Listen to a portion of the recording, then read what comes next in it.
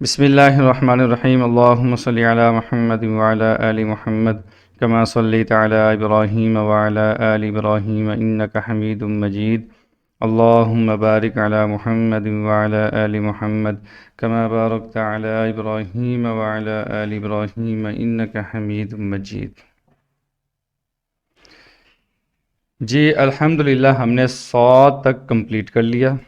آپ جب بچے سے سنیں گے الف سے لے کر 100 تک سنیں گے، پھر 100 سے الٹا بیک سنیں گے۔ جو لیٹرز ہاف والے ہیں، چونکہ ہم بیسکلی شیپس بچوں کو یاد کروا رہے ہیں، ان کے بارے میں آپ کویسچن لازمی کریں گے۔ سین کی نشانی پوچھیں، شین کی نشانی پوچھیں، حروف سفید پوچھیں، نرم حروف پوچھیں، نطعیہ تا دال، یہ نطعیہ یعنی کہ ایک ہی جگہ سے نکلتے ہیں یہ والے حروف۔ حروف مستعلیہ ہم نے 2 پڑھ لیے، دال تا را زا کے بارے میں ہم نے پڑھ لیا کہ اردو شیپ عربی شیپ ہوتی ہے، ہلکا سا آپ نے ٹچ دینا ہے۔ تا کے 2 نقطے مٹا کے نیچے ایک لگا دیں گے کیا بن جائے گا، سا کا 1 نقطہ مٹا دیں گے کیا بن جائے گا، جیم کا ڈاٹ مٹا دیں گے کیا بن جائے گا۔ شیپس یاد کروانے کے لیے نا یہ سٹیپ ضروری ہوتا ہے۔ خا کا ڈاٹ مٹا دیں گے تو کیا بن جائے گا، دال کے اوپر ڈاٹ لگا دیں گے تو کیا بن جائے گا۔ اسی طریقے سے آپ یہ سارے سوال کر سکتے ہیں۔ سا سین اور سا یہ سملر ہیں، جیسے ٹھیک ہو گیا۔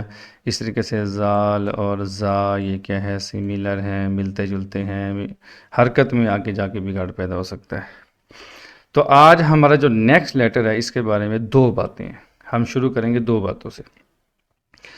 یا تو جو اسٹوڈنٹ آپ کے پاس پڑھ رہا ہے وہ دود پڑھے گا یا پڑھے گا غود، یعنی کہ اگر وہ دود پڑھنے والے تو آپ اختلاف سے بچتے ہوئے میرا مشورہ یہ ہے کہ آپ ان سے پہلے پوچھ لیں جس کو دود پڑھانا ہے غود۔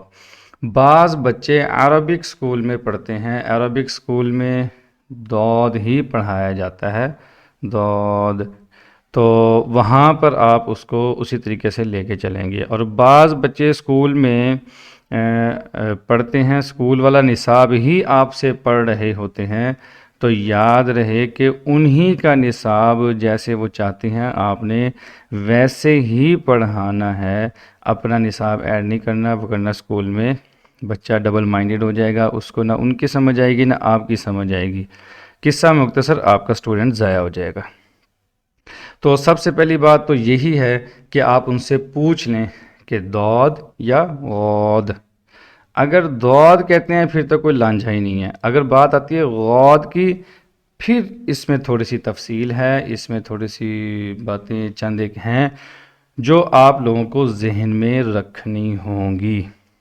جو باتیں ذہن میں رکھنی ہوگی وہ انشاءاللہ ہم بعد میں ڈسکس کرتے ہیں۔ سب سے پہلے ہم بات کرتے ہیں غود کی کہ اس کو ہم نے پڑھنا کیسے ہے۔ اس کے لیے آپ 3 لیٹرز کا سہارا لے سکتے ہیں، صرف سہارا لینے کی بات ہو رہی ہے، سیم مخرج کی بات نہیں ہو رہی۔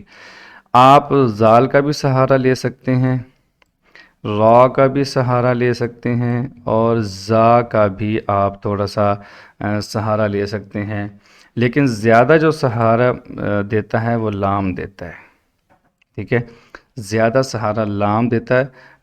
آپ اگر لام یہاں پہ بول بھی دیں گے، لام ڈبل اے لکھ کے، تو زیادہ سہارا یہ دیتے ہیں۔ تو میں آپ کو سمجھاتا ہوں تو کیسے۔ دیکھیں جی، را یہ کھڑی ہوئی ہے، اس کے بعد میں نے زال کی مثال دی، زال یہ کھڑی ہوئی ہے، اس کے بعد میں نے را ہوگی، زال ہوگی، اور زا، یہ زا کھڑی ہوئی ہے، ٹھیک ہے، اور یہ دیکھیں یہ لام ہے، کیونکہ لام کا مخرج اور غاد کا مخرج تقریباً قریب قریب ہے، تو اس لیے لام کا سہارا ہم دے سکتے ہیں، لیکن ہم اس بچے کو سمجھانے کے لیے پہلے ہم ان لیٹرز پر بات کریں گے، زال پر، را پر اور زا پر، ان 3 پر بات کریں گے تھوڑی تھوڑی، تاکہ اس کو بات کچھ سمجھ آ جائے۔ دیکھیں زال کا ہم نے جو لکھا تھا ZAAL لکھا تھا، زال، یاد رہے زال کی یہی مثال یہاں پر بھی آئے گی، زا کو سمجھنے کے لیے زال کا سہارا لے سکتا تھا۔ اس میں زیڈ کا وسلنگ ساؤنڈ ہم نے ختم کر دیا۔ اس کے بعد لیٹر ہے را، را را را، اس میں بھی تقریباً یہ ہم اس کا سہارا لے سکتے ہیں کہ آر کی جگہ اگر ہم زیڈ لگا دیں، یعنی کہ را کو ہم نے موٹا پڑھا، ہم یہاں اے ہی لکھ دیتے ہیں، یہ بن گیا غا، اس کے ساتھ ڈی ایڈ کیا تو بن گیا غاد، غاد ہم اس طرح سہارا لے سکتے ہیں۔ ویسے اس کی سپیلنگ آئے گی زیڈ یو اے ڈی، اور ہم زیڈ میں وسلنگ شو نہیں کریں گے، غاد غاد۔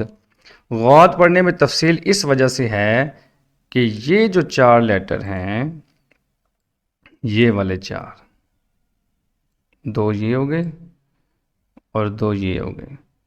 حرکت والے چیپٹر میں بگاڑ پیدا ہو سکتا ہے، یہ سیملر ہیں، ایک دوسرے سے ملتے جلتے ہیں۔ غاد زبر غا، زا، زا، زو، یہ سیملر ہیں، تو وہاں پر بگاڑ پیدا ہوگا۔ میننگ اگر ہم ایک دوسرے کا حرف چینج کریں گے تو بگاڑ تو آئے گا، ویسے پڑھیں گے تو شاید ہم ٹھیک پڑھ لیں، لیکن جب ہم حرکت کے ساتھ پڑھیں گے تو اس وقت خدشہ ہے کہ اس میں ہم ساؤنڈ چینج نہ کر دیں۔ ساؤنڈ چینج ہونے کی وجہ سے زال کی ز کی جگہ ز، ز کی جگہ ز، ز کی جگہ ز پڑھنے سے میننگ چینج ہو جائے گا، کنفرم بات ہے۔ تو بچے کو سمجھانے کے لیے غاد آپ تھوڑا سا کیمرے کا سہارا لے لیں اور پہلے اس کو بات سمجھا لیں، سمجھانے کے بعد پھر آپ کورل ڈرا یا کسی چیز کی طرف جائیں۔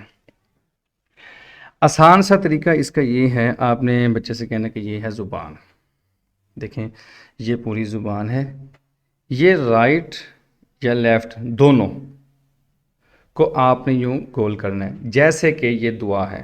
جیسے را کے اندر میں نے بتایا نا کہ را سے ہم سہارا زیادہ لے سکتے ہیں، لیکن بولنے میں غاد، زا، زا کا سہارا لے سکتے ہیں، یعنی کہ زا کی وسلنگ ختم کر دیں اور یو اے ڈی لگا دیں، غاد بن جائے گا، لیکن ہم را کا ہی سہارا لے لیتے ہیں۔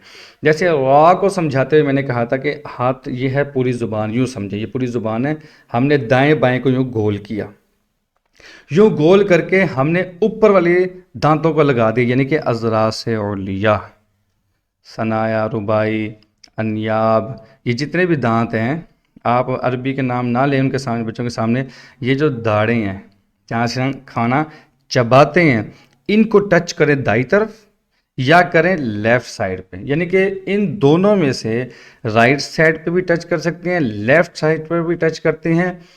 ٹچ کرنے کے بعد جو ساؤنڈ پیدا ہوگا اس کو کہتے ہیں غاد، یعنی کہ کشتی کی مانند آپ نے کر لینا ہے، رائٹ سائڈ سے نکال لیں، لیفٹ سے نکال لیں یا دونوں ٹچ کر لیں۔ میری جو زبان ہے وہ دعا کی طرح ہوتی ہے اور دونوں طرف جو ہے نا دھاڑوں کو ٹچ ہوتی ہے، تو ٹچ ہونے سے جو لیٹر نکلتا ہے وہ ہے غاد، غاد۔ اور یاد رہے اس پر آپ کو پریکٹس کروانی پڑے گی۔ اور عجیب بات میں آپ کو بتاؤں، اکثر لوگ، اکثر قاری حضرات اس پر پریکٹس نہیں کرواتے اور انہیں پتہ ہوتا ہے کہ بچہ میننگ چینج کر رہا ہے، بذات خود وہ ضو پڑھ رہے ہیں، جہاں سے ضو نکلتا ہے، آگے چل کے ہم یہ اس ضو پہ بات کریں گے کہ جہاں سے ضو نکلتا ہے، بڑے بڑے قاری میں نے دیکھے ہیں آن لائن پڑھانے والے، ان کو میں نے اس جگہ مخرج سے نکالتے ہوئے دیکھے، یعنی کہ زال کے مخرج سے اور سا کے مخرج سے نکالتے ہوئے دیکھا ہے۔ دیکھیں یہ ٹھیک نہیں ہے، اس کو پراپر پڑھائیں۔ اگر پراپر نہیں پڑھایا، آپ کو پتہ بھی چل گیا کہ اس نے اس جگہ سے نہیں نکالا، تو کوشش کرنے سے گناہ نہیں ملتا، کوشش نہ کرنے سے گناہ ملتا ہے۔ اگر کوشش کر لی نہیں نکلا کوئی بات نہیں، نماز پڑھ رہے ہیں، دھیان لگانے کی کوشش کر رہے ہیں، لیکن دھیان نہیں لگ رہا تو گناہ نہیں ملے گا، اللہ پاک معاف کرنے والے معاف کر دیں گے، جان بوجھ کے دھیان نہیں لگا رہے ہیں، ٹھیک ہے۔ اب پتہ ہے کہ غاد کے ساؤنڈ میں ض کا ساؤنڈ بچہ پڑ گیا، لیکن پھر بھی وہ نہیں بتا رہا ہے، کیوں نہیں بتا رہا ہے؟ اس کو خود کو مشکل ہو رہی ہے۔ تو اس پر آپ نے بات زیادہ کرنی ہے، اس پر آپ نے لچک نہیں کھانی۔ تو غاد کا مخرج میں نے آپ کو بتا دیا کہ دعا کی طرح ہاتھ کر لینا ہے، دائیں طرف ٹچ کر لیں، بائیں طرف ٹچ کر کے آواز کو جب آپ نکالیں گے تو جو ساؤنڈ پیدا ہوگا وہ ہوگا غاد، ٹھیک ہے۔ اب ادھر چلتے ہیں ہم۔